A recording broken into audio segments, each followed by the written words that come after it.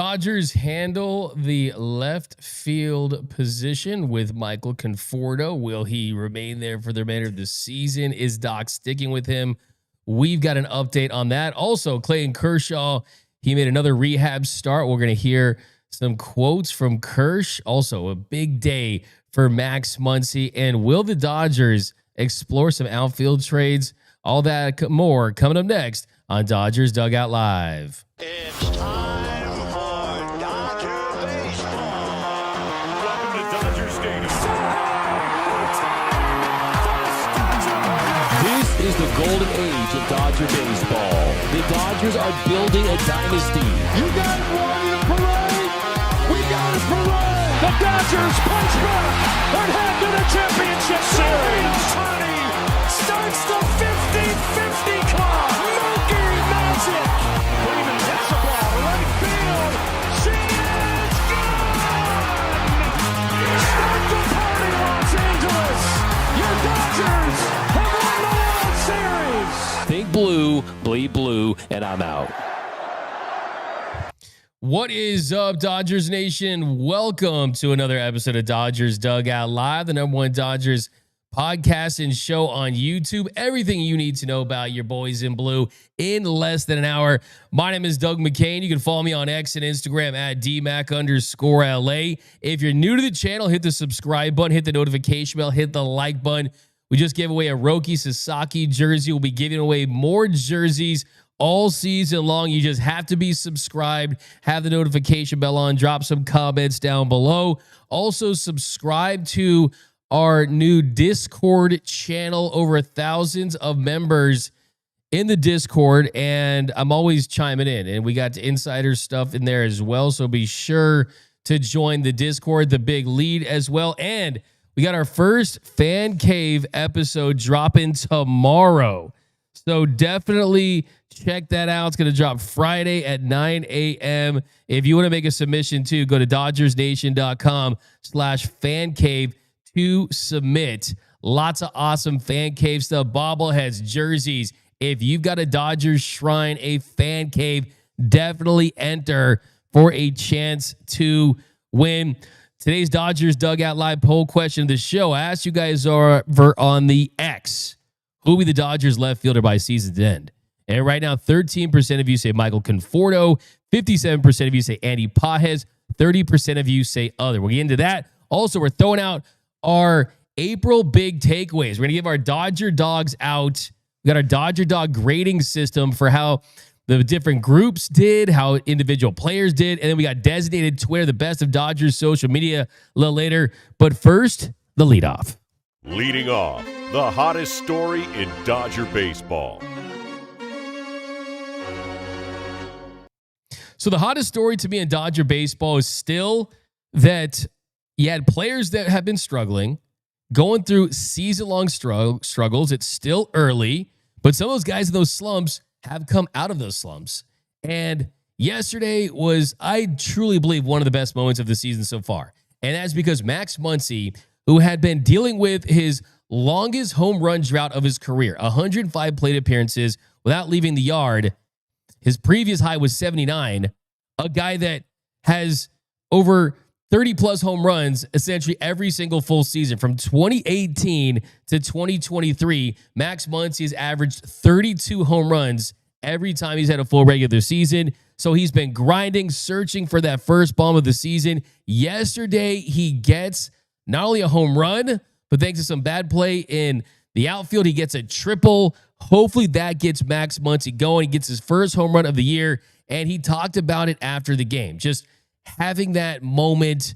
Yes, it's not a walk-off home run in the World Series like we saw from him in 2018, but just grinding through a struggle, just finding a way to get support from his teammates and his family. Here was Max Muncy talking about going yard for the first time of the year.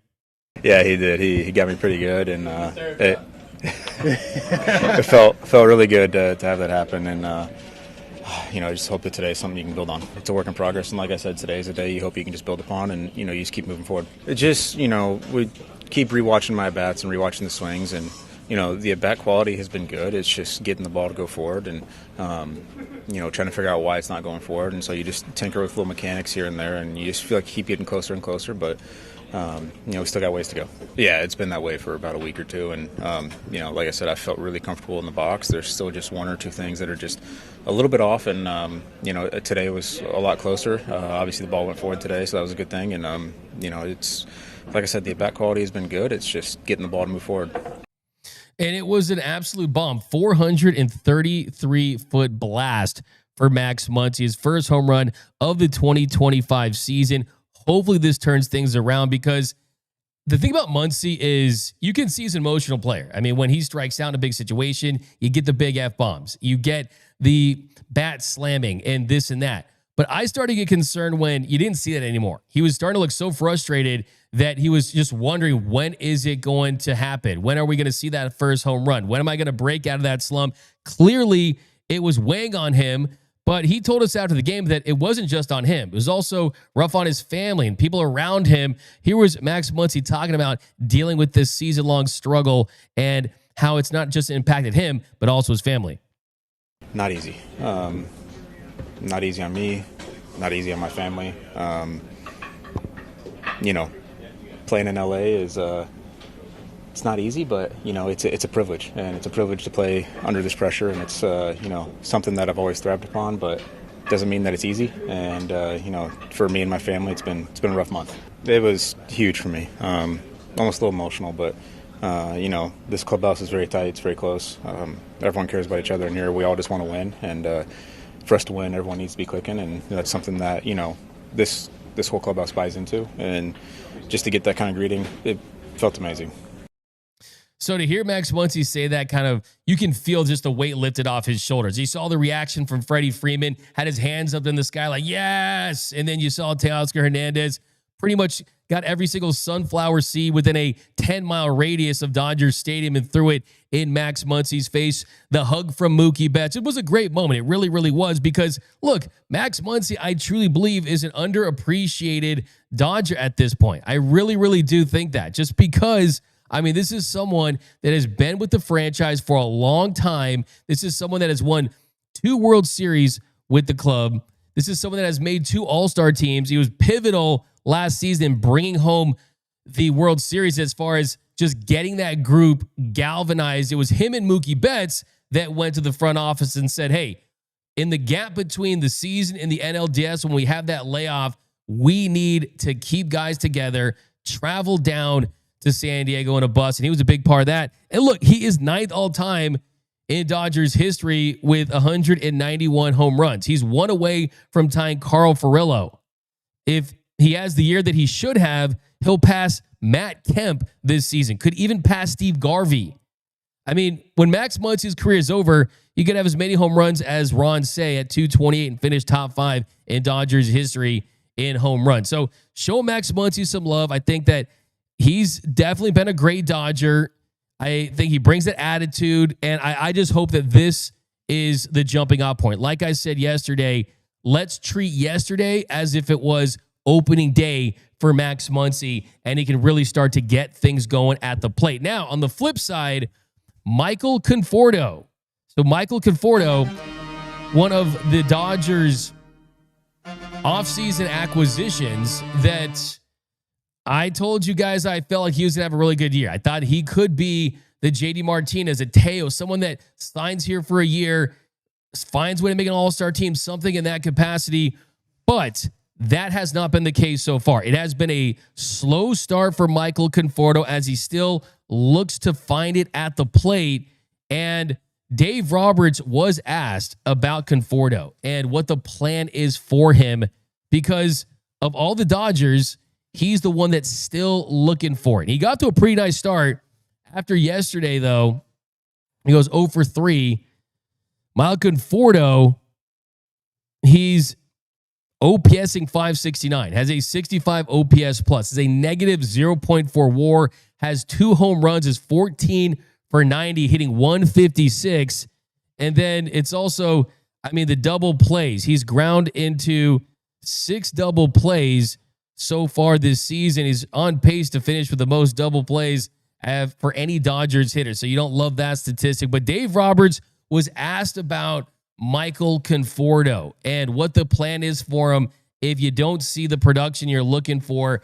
He said about Conforto, I think there's a lot of indecision, a little too careful, just kind of not being convicted in his hitting zone and what he wants to do in an at-bat.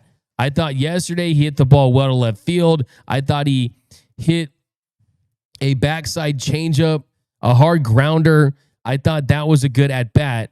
So he's encouraging him, saying he's having good at-bats. And he also said that they had a talk, that he's his guy, that he's going to stick with him. On the same token, I mean, you saw Kike get a start and he hit a home run, right? I mean, you've seen guys kind of put in place and kind of starting the process of, okay, if he doesn't produce like you're hoping for, do you move off him? I mean, I still think that they're going to give him up until the All-Star break to figure this thing out, because as cold as he's been at the plate, the Dodgers just won 5 out of 6 games and scored 34 runs against the Marlins, even without Michael Conforto producing at the plate. Now, is it pretty glaring so far? I would say yes. I definitely would say yes. I mean, it definitely is pretty glaring so far, because you need more from a corner outfielder if he's not going to be a plus defender. So I do think with Michael Conforto, what Dave Roberts is saying here, he also would say, but I think for me, it's just wanting to have, once he gets in there, have clarity and just kind of be free and easy. I think sometimes it gets a little foggy, and with guys, when they're scuffling, it gets worse a little bit. So, yeah, I mean, look, I think for Michael Conforto, he's got a hit. He has up until the All-Star break. If he's struggling like this and you're seeing a well below average bat with below average defense, I think that you are going to make a bold move. I threw it out there, the possibility of, hey, James Outman, if he put up these numbers, but plus defense, he would be a better player. He would help you more when it comes to winning than what Michael Conforto is doing right now. So I would entertain the idea of putting James Outman in center, Andy Pages in left, putting Tommy Edman at second. That gives you 2 plus defenders in the outfield, and that gives you a plus defender, a Gold Glove Award winner at second base. So that would be the move that I would start with. As far as external trades, we're still early on that front. I've had a lot of people ask me about Randy Arozarena because of what he brings. He's having a really good year for the Mariners. The Mariners are in first place, and he has one more year of team control. So right now, they're not going to be looking to trade a Randy Arozarena. So I don't think that's going to be the case. But Dave Roberts has given Michael Conforto the vote of confidence, saying they're going to give him the opportunities to come through. And look, I just want to say that he's not someone that you have that loyalty to, like a Max Muncy or a Chris Taylor or a Kike Hernandez, guys that have been here for years and years and years. If they felt like they were going to move off of him, they would. Look what we've seen on the pitching side the last couple of seasons. They moved off of Noah Syndergaard. They moved off of James Paxton. They will move off of guys on a one-year deal if they feel like they're not hitting or they're not pitching or they're not producing enough. So I think that is the case. So if you're worried about Michael Conforto right now, I think that you just have to remind yourself that this team is not afraid to be bold. They're not afraid to try something else if they don't feel like they're giving that level of production. So I would expect to see that very, very bullish move come towards the All-Star break, maybe after, when the trade deadline rolls around. Remember this. Think about this. We can throw out all the trade names we want, but there was no one that was linking Tommy Edman to the Dodgers this time last year. And Tommy Edman ended up winning the NLCS MVP and turning himself into a great, versatile player for this team. So there's always those sneaky players that fall under the radar that the Dodgers have their eyes on, and I'm sure they're doing it this time around too, and I would not be surprised if that's the case. Now, speaking of Tommy Edman, a little update on Tommy Edman, who did not play yesterday because of an ankle injury. He sat out the Dodgers' 12-7 win over the Marlins. He tweaked it a few nights ago. Dave Roberts said he He said he felt much better today. If he's not in there Friday, certainly he will be in there on Saturday. So it's his right foot, it's his right ankle. Dave said he's feeling better. I've heard that this is nothing to be concerned about. I will say that anytime I hear ankle and I hear Dodger, the first name that pops in my head is Freddie Freeman. And we know that ankle injuries can be tricky for hitters, especially guys that are dynamic runners like a Tommy Edman. So I hope that they don't take this lightly, that he's getting around-the-clock treatment if he needs it, and you don't rush him back. The truth is, if yesterday was a playoff game, if it was a game 163, if it was a pivotal regular season matchup that would determine anything, he would have been in the lineup. But the Dodgers are going to be very, very cautious with all of their guys this season. They're not rushing any guys back. They know they had a long postseason, a short offseason. And with a guy like Tommy Edman, you are going to make sure that Tommy Edman, by the way, a couple days ago, hit the walk-off. It was Tommy Edman, ended it. Well, hopefully when he starts again, he'll be at 100%. So I've heard not to worry about this, and it's precautionary, and that he's going to be back in there, and he's going to be just fine. But if he's not in there Friday, he's not in there Saturday, then I'll start to worry. I mean, we see players deal with ankle injuries that tend to linger, so you want to avoid that as much as possible. But coming up next, we're throwing out our Dodger Dogs of the week, of the month, and for the start of the season. And then we're also doing designated Twitter, the best of Dodgers social media. That's coming up next on Dodgers Dugout Live. What's up, Dodgers Nation? J-Rob here, and I'm hyped to announce our brand new series coming to the platform, the Dodger Fan Cave Series. In this series, we'll be looking across the country for the best Dodger fan caves that you all have to offer. I don't care how big, how small. I don't care if it's a bedroom, a bathroom, a basement, even a small shrine in your office. If it's about the Dodgers, we want to see it. Every week, we'll be taking your submissions, putting them in a competition-style vlog, and selecting a winner. That lucky winner will not only get a Dodgers Nation certified fan cave certificate, but will also be featured on the Dodgers Nation platform, specifically YouTube, and maybe on your favorite live show. Shout out to Dodgers Dugout. For sure. And welcome back to Dodgers Dugout Live, the #1 Dodgers show and podcast on YouTube. By the way, another reminder, the Fan Cave Series Episode 1 drops tomorrow, Friday. And go to DodgersNation.com/fancave to submit all of your Dodgers fan caves, every shrine, every bobblehead, every jersey. We want to see it. Also, join that Discord channel. Okay, so before we get into designated Twitter, we're going to kind of take a look at the month of April and kind of how the Dodgers fared and everything they kind of went through with that. And kind of with the whole entire April stuff, just kind of like, this is a team that wasn't at its best. This is a team that definitely needs to get to the point where we're seeing a more consistent offense, where we're seeing starters go deeper into games. We're seeing the bullpen kind of pitch kind of like to where we've seen them for most of this year. But I think for the most part, when you look at where this team's at, for this year, you got to feel pretty good about it. Just because this is a team that hasn't played its best baseball, but you look at the standings and you're like, wait a second, that's news to me. I mean, I can think of 28, 27 other teams that would like to have the Dodgers version of a down month. The Dodgers have the best record in baseball right now, and we're talking about, oh, this team isn't great. If I had to pick one word for this team, it'd be imperfect, but they're still maybe not great by the standards that they've set, but they are great based on how they're viewed from around the league. I mean, 21-10, that gives them the best record in baseball. They're half a game better than the New York Mets. The Padres, not saying they're turning into a pumpkin, but they clearly have regressed a little bit. The Padres now are a game and a half back of the Dodgers in the National League West. They've gone 4-6 in the last 10. The Dodgers have gone 6-4. Doug, I'm so sorry to cut you off, but we have breaking news. Let's from do the it. Dodgers. The Dodgers have claimed J.P. Feyereisen off waivers from the Diamondbacks and acquired Ryan Loutos from the St. Louis Cardinals for cash considerations. All right. And in order to make room on the 40-man roster, the Dodgers transferred Michael Kopech and Blake Treinen to the 60-day IL. Wow. Lots of news to get into there. Thank you so much, Noel. So let's talk about that. Unpack it one at a time. It was a day off, and anytime it's a day off, the Dodgers are going to be busy.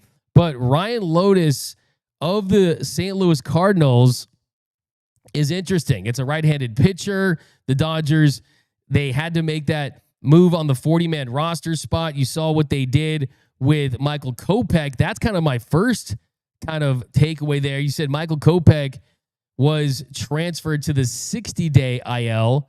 This is someone who was thrown at Dodger Stadium just a couple of days ago.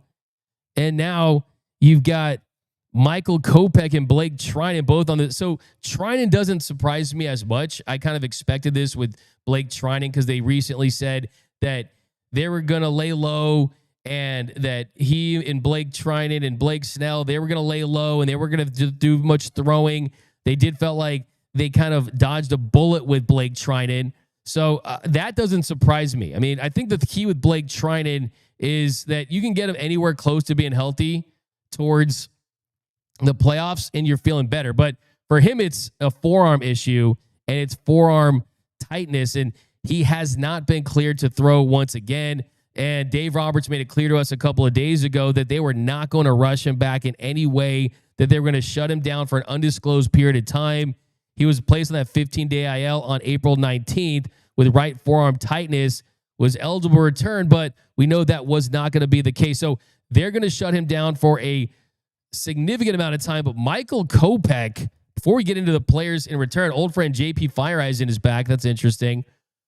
But Michael Kopech, just 3 days ago, Michael Kopech said that he didn't want to miss any time this year, but the priority for him was to be ready for the end of the season and the postseason.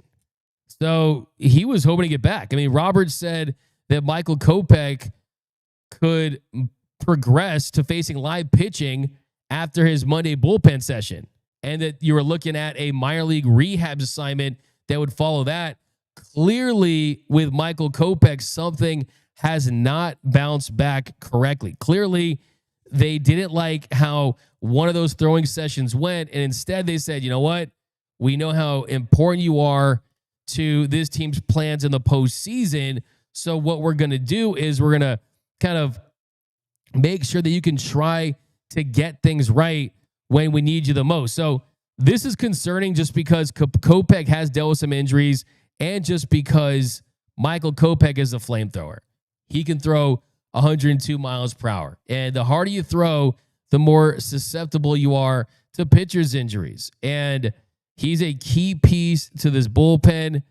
So that definitely is a blow for sure. Definitely a blow. And it makes you wonder, do the Dodgers explore trades? I mean, if they need to get some more bullpen arms. Blake Treinen, you bring him back. Michael Kopech under another year of team control. Do you go the Ryan Helsley route if St. Louis is looking to deal? Nathan Eovaldi, he could be a guy that's on the trade block as well. So this Treinen news is bad. This news about Michael Kopech hurts. But I do like the fact that you're veering on the side of, okay, we are going to make sure that, hey, it's about getting guys optimal and getting guys healthy when it matters most. Now, let's take a look at some of the guys they got in return. Of course, got to start with J.P. Feyereisen. So J.P. Feyereisen, had him on the show a couple different times.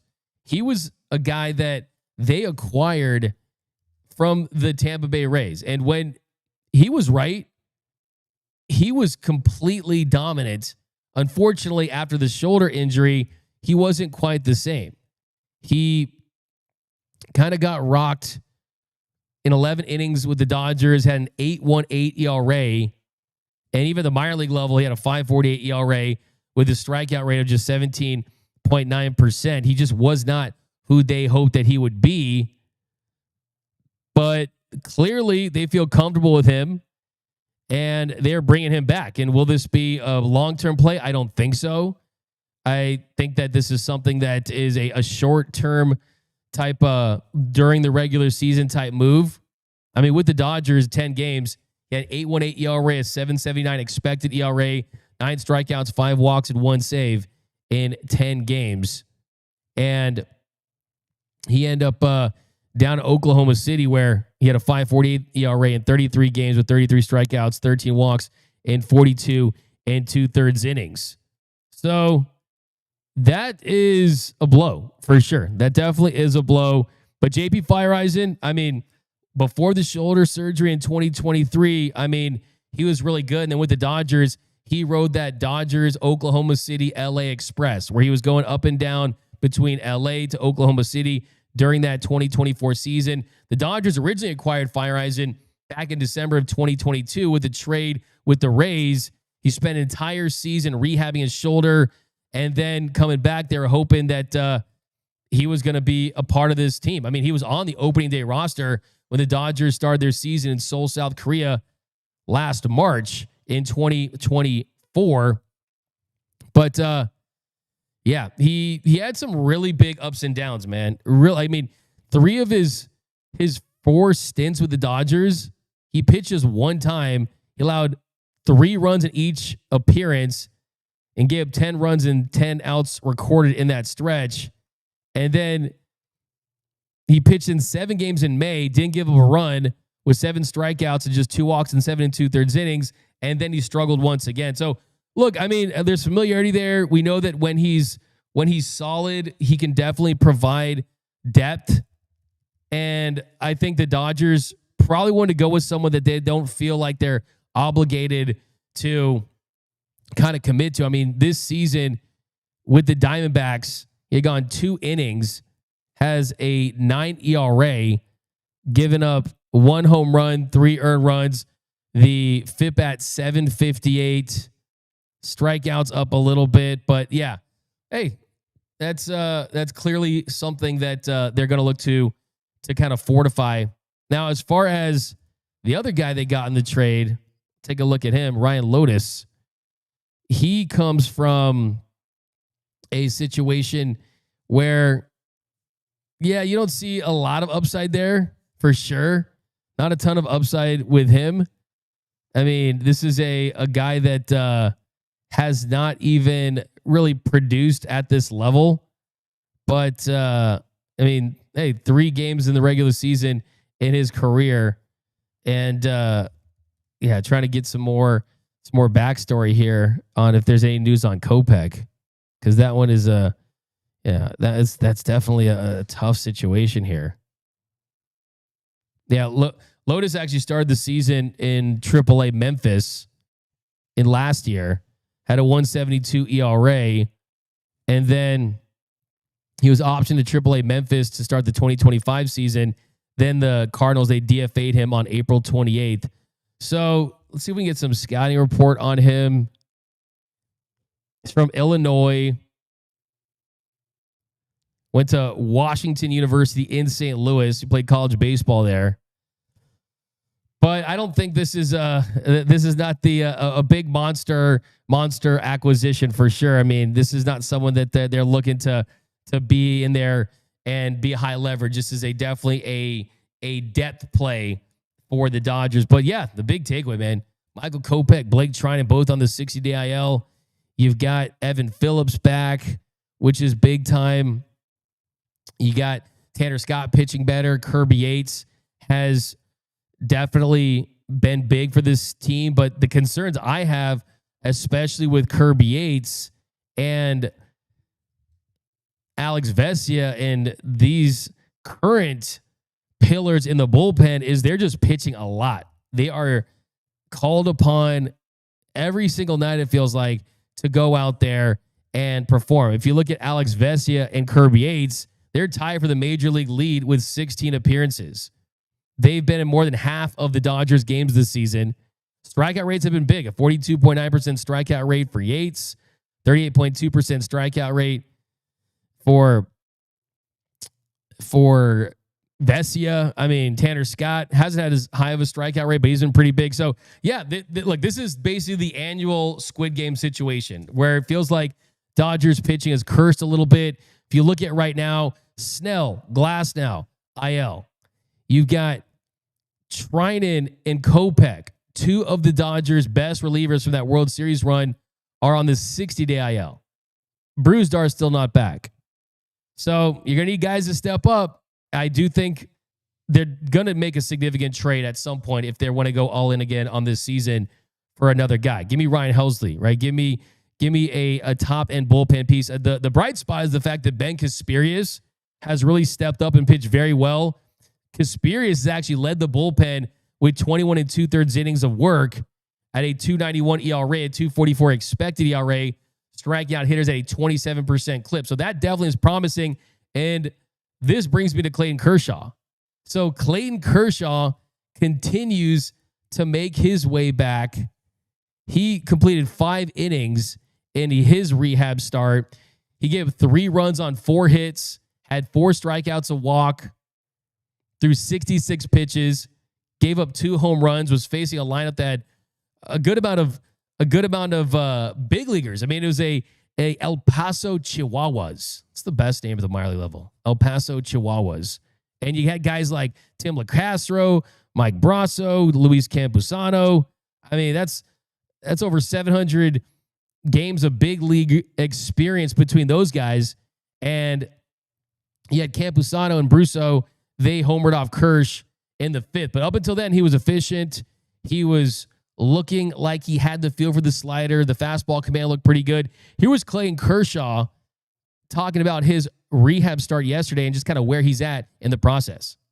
Okay, yeah. The 5th inning got a little long there. Made some bad pitches there in the 5th. But overall, there's some bright spots with everything. So just keep progressing. Got a couple more. So I'll be back here on Tuesday. Yeah, I'll be back here. I guess I shouldn't say Tuesday. I don't know exactly what day, but yeah, I should be back here at least next week at some point. Yeah, I've faced a lot of those guys. It's a good AAA lineup for sure. So it's good to have big league experience over there and kind of gives you an idea of where you're at. So obviously you make some mistakes, they'll hit some homers. So both those guys have done that before. So but yeah, it's always good to face guys that have big league experience for sure. Good to hear that. You're facing guys with big league experience. That should hopefully make him feel better about where he's at in the process. And also thought it was cool, too. He talked about throwing at Dalton Rushing. I mean, back in 2019, he threw to Will Smith. Will Smith goes on to be an all-star. They signed him to a 10-year deal. It's always great to have a legend throw to a future, hopefully great and productive player for your organization. And he also talked a little bit about Jackson Ferris and having a little meeting with Jackson Ferris in his last rehab start when he was with AA Tulsa. Here's Kersh talking about throwing a Dalton Rushing and his relationship and just kind of meeting Jackson Ferris and how he feels about him. Yeah, Rush did great. Worked hard back there.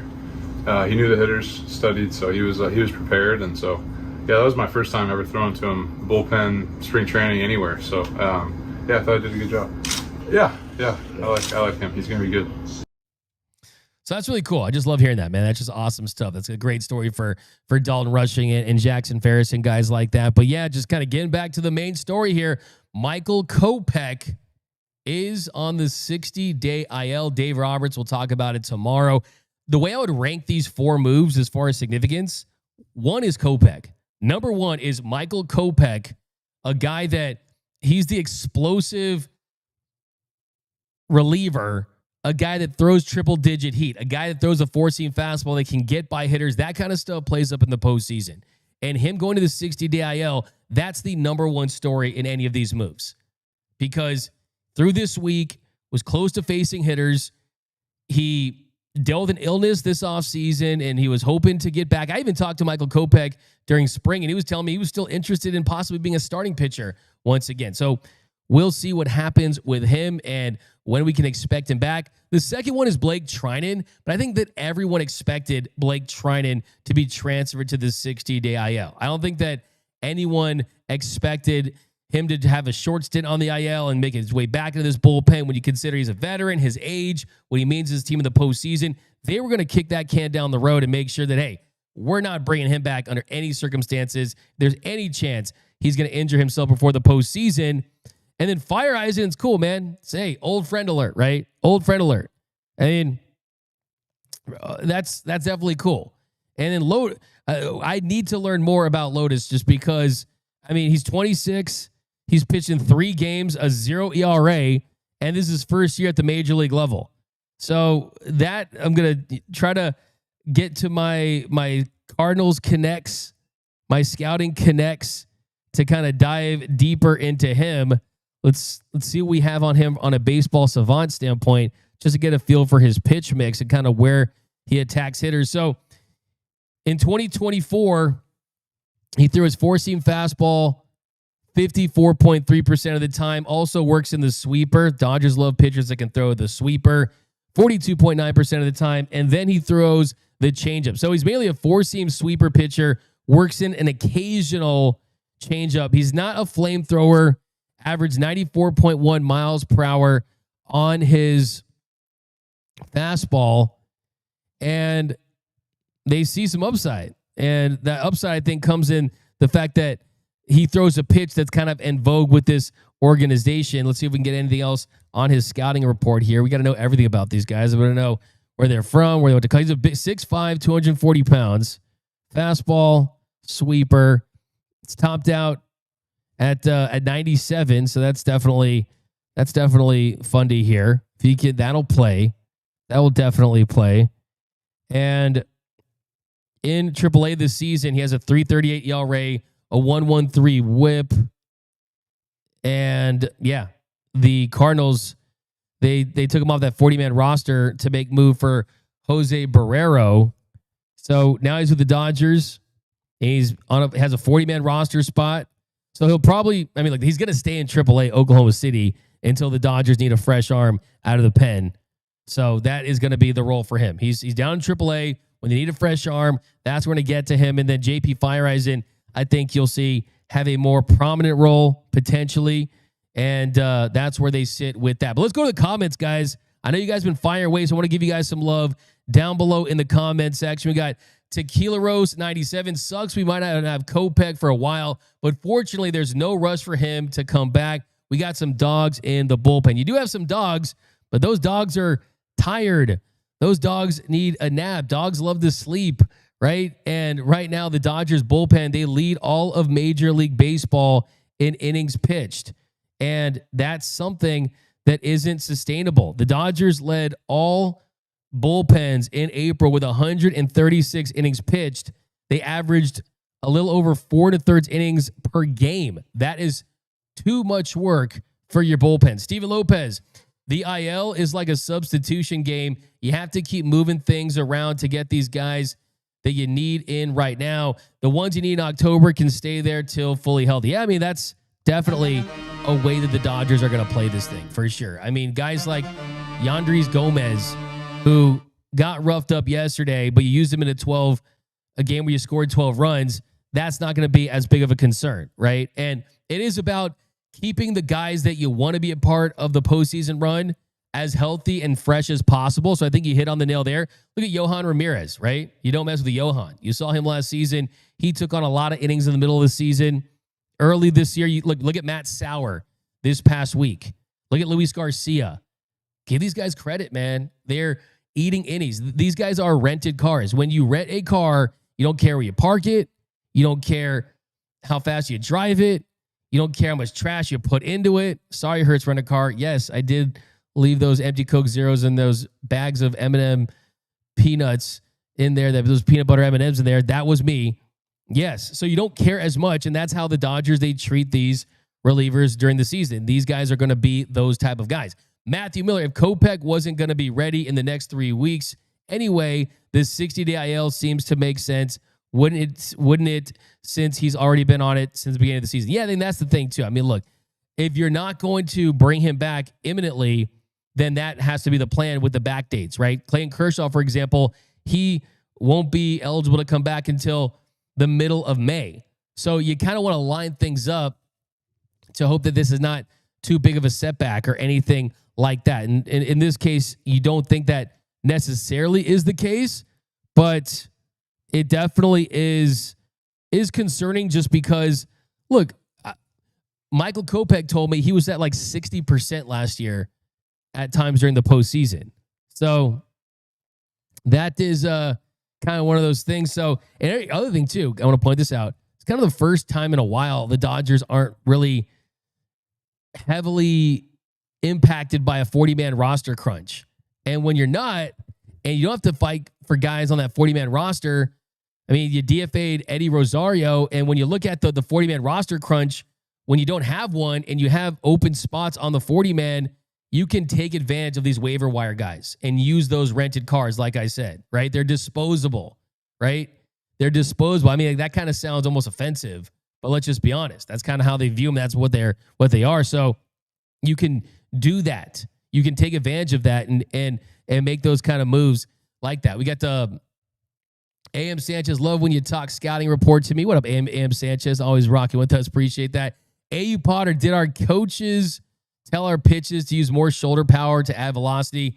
That by no means is healthy. No, they did not. I mean, it's a problem throughout the sport. The Dodgers get the best pitchers they can find as far as upside and spin and velocity, and with that becomes more injuries. Brave and Hart, unleash Miller and let him figure it out. No more babysitting. That's a fire take. That's a fire take from Brave and Hart. Look, Bobby Miller wants to be a starting pitcher. I can tell you that from talking to him. That is the difference between being a $100, $200, $300 million man to less than that. But look no further than Michael Kopech. Michael Kopech is someone that at one point was viewed as a potential elite frontline starter, a flamethrower that had command issues.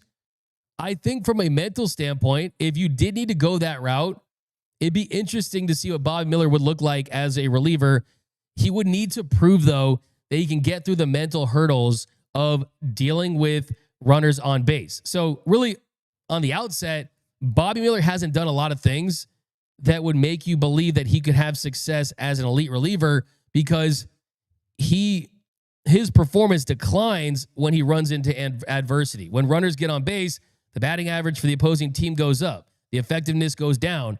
So if it got to that, I think maybe long-term that could be where it plays. But it'd be interesting to see if it got to that point, if you could embrace a role like that. Look at Ben Kasperius. He said, hey, I want to be a part of this team, so I'm going to be effective as a reliever. And now we're talking about having Ben Kasperius be built up as a starter. So you just got to go out there and show you can be good in whatever role you're given. And if you excel there, the Dodgers will give you opportunities. So it's an interesting thought. I will say that. Ellis Shiva Jones, what is up? I came to the stream a few minutes ago. Maybe I missed the update on Conforto. What happened? Yeah, you could just start at the beginning. And we basically, Dave Roberts is going to give Michael Conforto some leash for sure. He has a role for him for this team. And like I said, I think they're going to give him up until the All-Star break to see if he can figure things out at the plate. And by then, if you're seeing the same level of production, I think they're going to explore bringing up guys internally, shifting things around, or possibly looking externally depending on who's available. But right now, they are not going to pull the plug on Michael Conforto. I guarantee you that.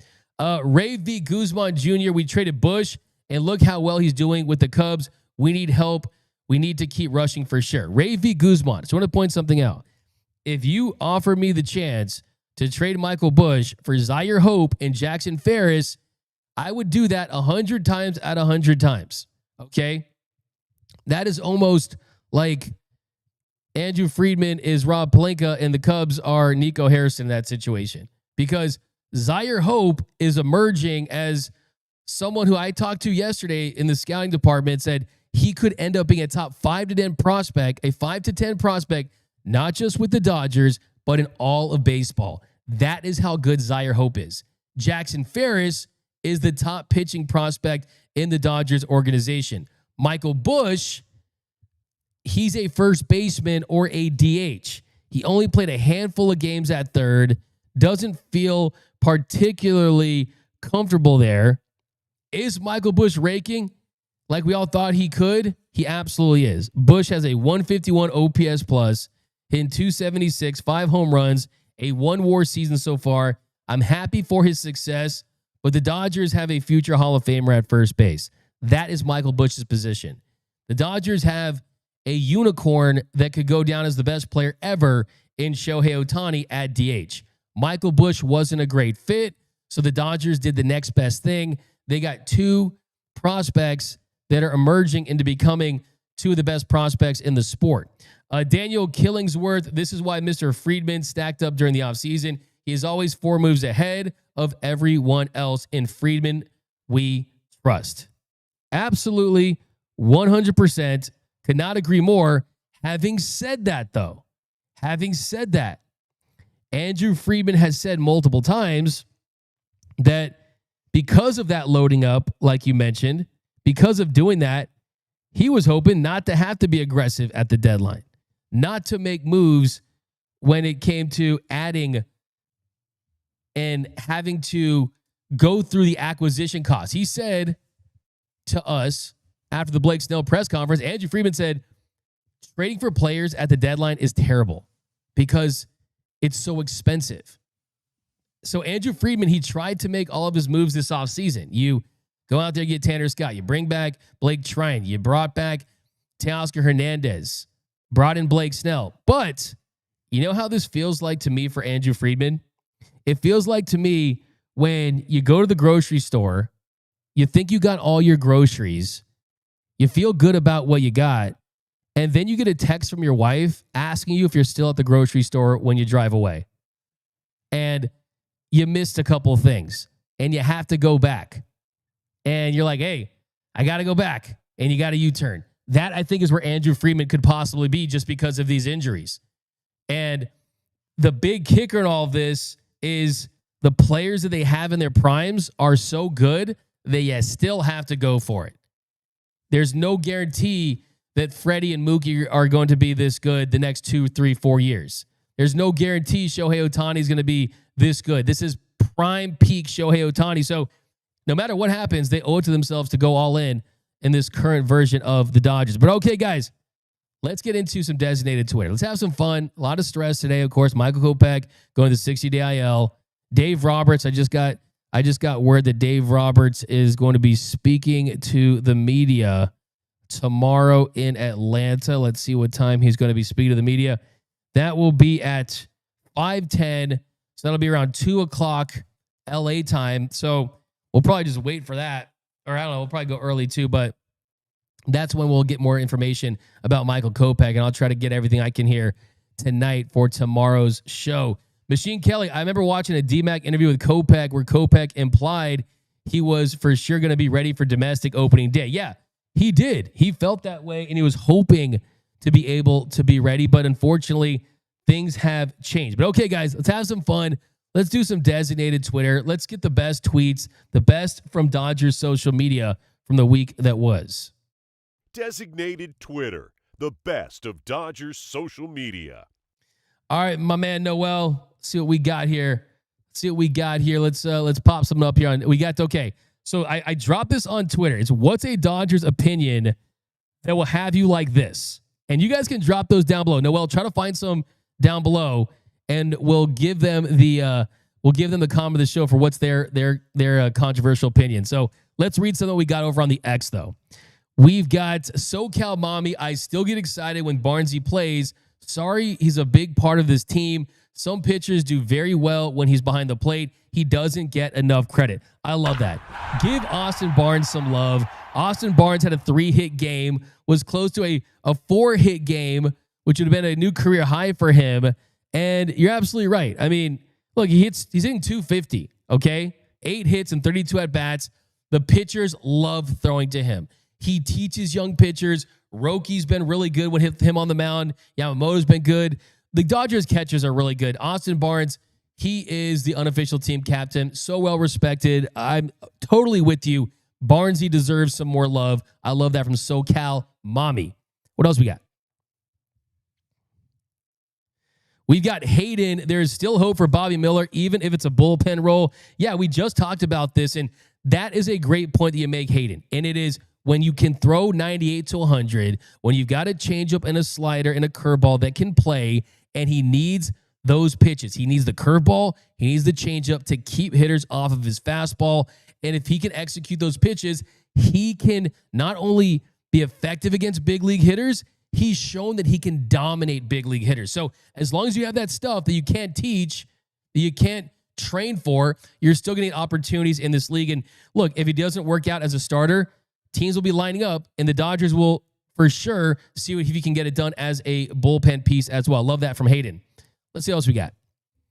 Next, we have Pound 142 says, diehard fan here, but this year's team looks like last year's Yankees, right? Overly reliant on the home run, can't run bases, doesn't play smart defense, cutoffs not where they are supposed to be, and commit errors. They are not doing the little things they did last year. So a lot of things you're saying are 100% true in the early sample size. You've seen Andy Pages not hit the cutoff guy in Chicago. The run ends up scoring. They lose by 1 run. Those little things definitely lead to losses. Yesterday, you had the sun was brutal. Michael Conforto doesn't make a play, still gets the out at second.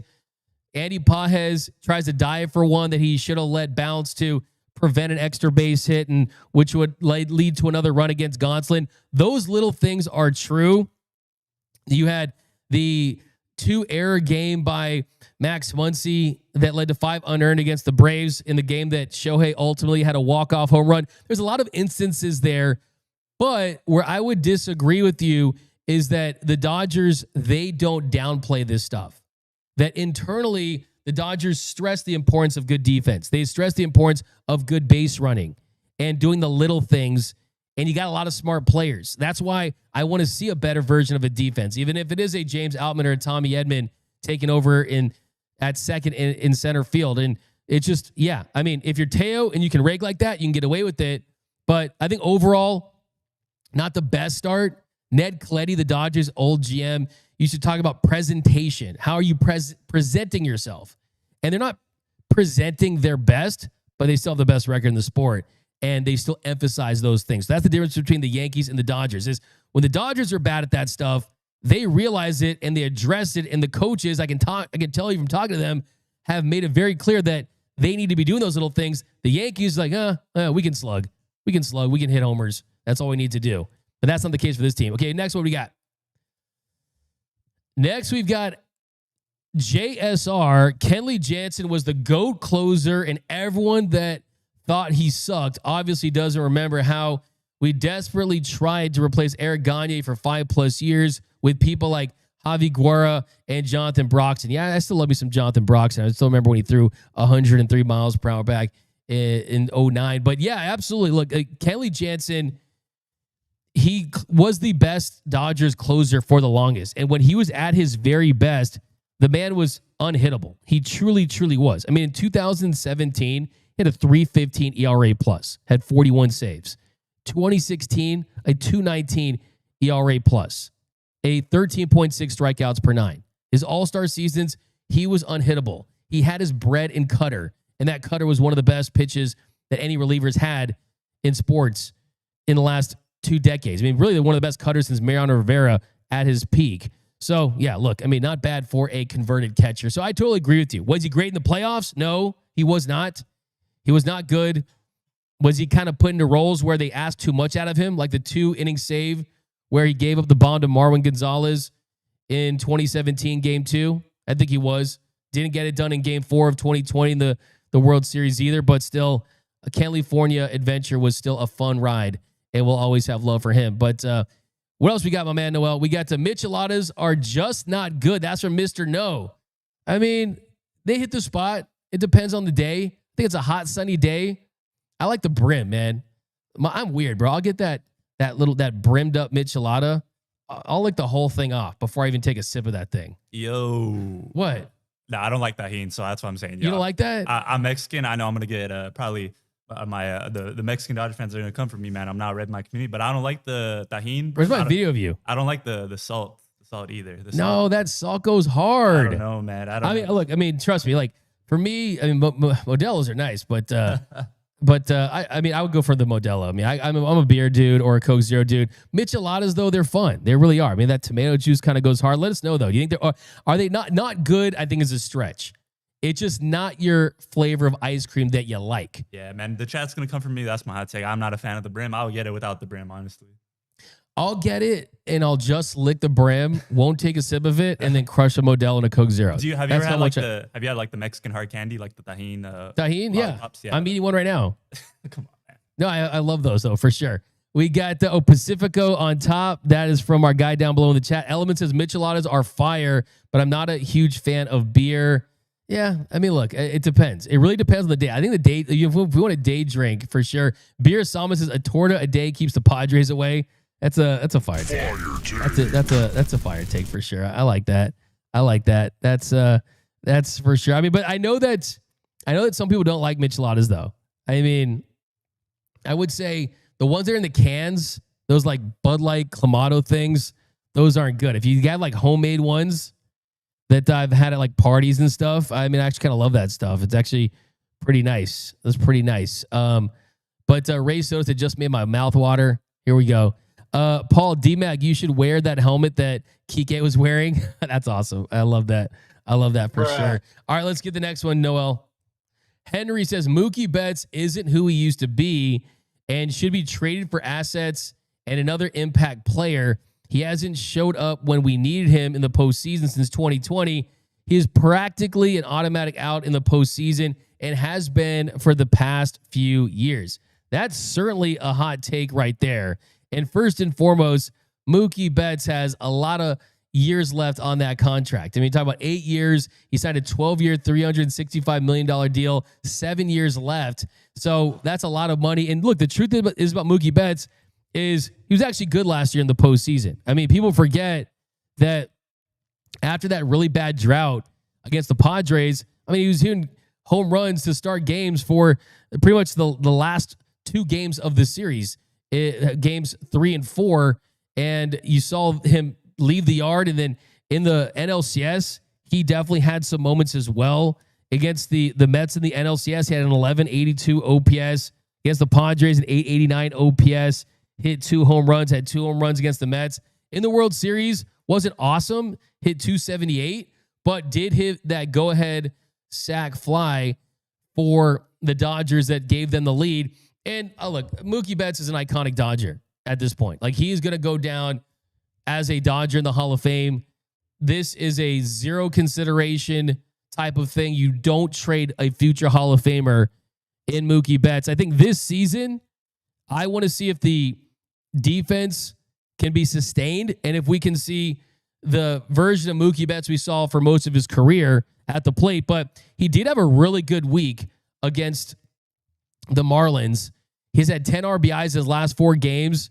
You started to see the hits tick up. He got a triple yesterday after a misplayed, or he got a big base hit off the wall yesterday after a misplayed ball. I think you look at his game log right now where he's at, like, he's showing some promise. Actually, I'll play a clip for you guys tomorrow where I asked Dave Roberts about Mookie Betts and his bat and if it's slowing down because of the shortstop play. But yesterday he goes 2 for 4 with a triple. Day before that, he goes 2 for 4 with 2 RBIs. Against the Marlins in the first game, he goes 1 for 5. And against the Pirates, he went 1 for 5 in their last game. So, yeah, he's got a 4-game hitting streak. You're starting to see the numbers turn around a little bit. So, no, Mookie Betts, hey, thank you, Boston, forever. Next one, we got Cassandra knows it all. They should have signed Jay Flair over Snell. That's too early to tell. Flaherty's been solid for Detroit, but his ceiling isn't high as Blake Snell's is in the postseason. So if Blake Snell comes back healthy, ready to go in the postseason, I'd still argue that Snell was the better play because this team is trying to dominate in the postseason. Last year's Jack Flaherty definitely had a really good game 1. And against the Yankees, against the Mets, it was a really good game 1 against the Mets. Struggled in those game 5. So it's kind of a mixed bag for Jay Flair, but I love Jay Flair. I love Jack Flaherty. I still love when he was drunk at the parade and Oral Hershiser had to save him up. So I love Jack Flaherty, but I still think Blake Snell, his ceiling is higher. He's a 2-time Cy Young Award winner. Who else we got? All right, D-Mac, now I just got some fun ones, the best of Twitter for you. All right, here's the best of designated Twitter for the week. Oh, goodness. My man Arash Markazi, sports championship since 2000. Lakers, they got 3. They got 5 plus 2020. They got 3. They got 2000, 2001, 2002, 2009, 2010, 2020. By the way, 2020 counts. I don't want all those haters out there. The Galaxy. Do you guys have an MLS team? The Galaxy, they have 6. I'm a big Galaxy guy. No, I'm just playing. The Sparks have 3. Dodgers have 2. Really, I would have put 2017 in there with an asterisk. The Rams have 2. Kings have 2. USC has 2. LAFC has 1. You got Ducks with 1. Angels with 2002. I mean, come on. You're not going to put UCLA baseball in there? That's messed up. All right, what else we got? We got AI. Scott says MLB attendance leaders through April. The Dodgers at 51.6 thousand per game. That's a lot of micheladas right there. What else we got? Next, we have Dodgers Muse. I think 100 Max Muncy's could beat that gorilla. I love this one. That's the comment of the week. I don't know if you guys know about this debate. I've spent a lot of time looking into this, and no one's pointed out about the fact that gorillas, they struggle with endurance, and probably 100 versus 1, you're probably going to win. But 100 Max Muncy's, I think certainly could suffocate that gorilla for sure. They don't want that Max Muncy smoke. He'll throw that gorilla in the ocean for sure. What else we got? We got Shohei, just Ohtani, a Don Coach Travis kind of thing. Oh, yeah, they do. Oh, my Lord. Look at him get up like that. That's a vert. He got up high, and he stretched his legs all the way out. He stretched it all the way out, man. Give that guy a 10 on the balance beam. The guy could be an Olympic gymnast right there. And look at Shohei kind of doing his thing right there. That one's cool.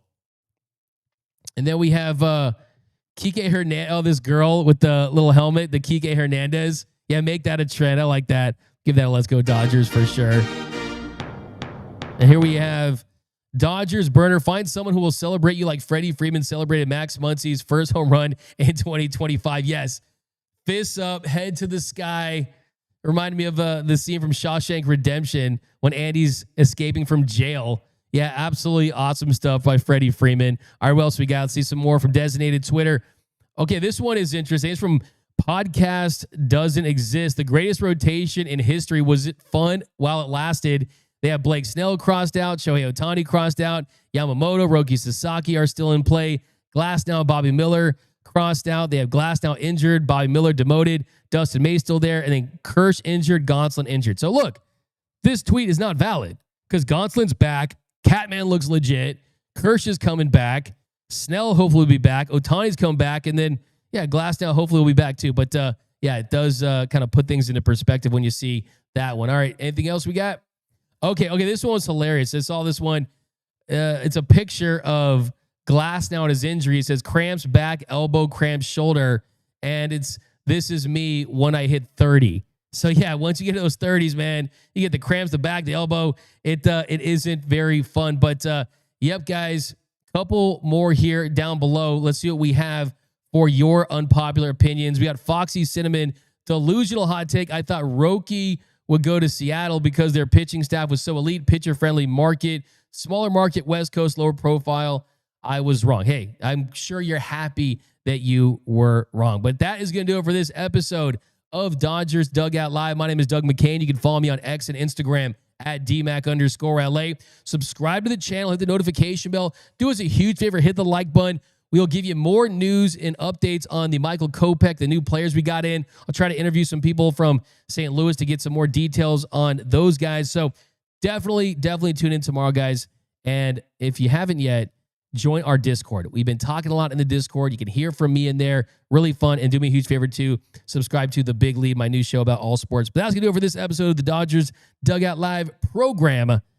And we'll see you tomorrow. You can follow me on X and Instagram at DMac_LA. Remember that nothing, absolutely nothing, brings together quite like Dodger baseball. Until next time, think blue, bleed blue, and I'm out.